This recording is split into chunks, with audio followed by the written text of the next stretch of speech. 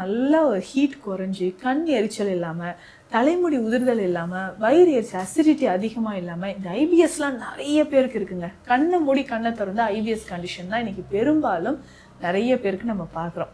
இந்த irritable Powell syndrome அப்படின்னு சொல்கிறோம், இல்லை இரிட்டபிள் பவல் டிசீஸ் அப்படின்னு சொல்கிறோம். இந்த கண்டிஷனில் என்ன ஆகுனா, உள்ள குடல் பகுதியில் சின்ன சின்ன புண்கள் மாதிரி உருவாக ஆரம்பிச்சிடும். நிறைய பேருக்கு மோஷன் போகும்போதே பார்த்தீங்கன்னா சளி மாதிரி போகிறதோ, இல்லை காஃபி ப்ரௌன் கலரில் போகிறதோ இந்த மாதிரி இருக்குங்க. இதை சரி செய்யறதுக்கு தான் ரொம்ப ஈஸியாக இந்த பழைய சாதம் நம்ம ரெடி பண்ணலாம்.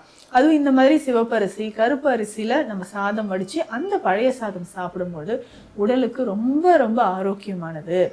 இன்னைக்கு உலக அளவில் ரொம்ப ஃபேமஸான ஒரு டிஷ்னா இதுதான்.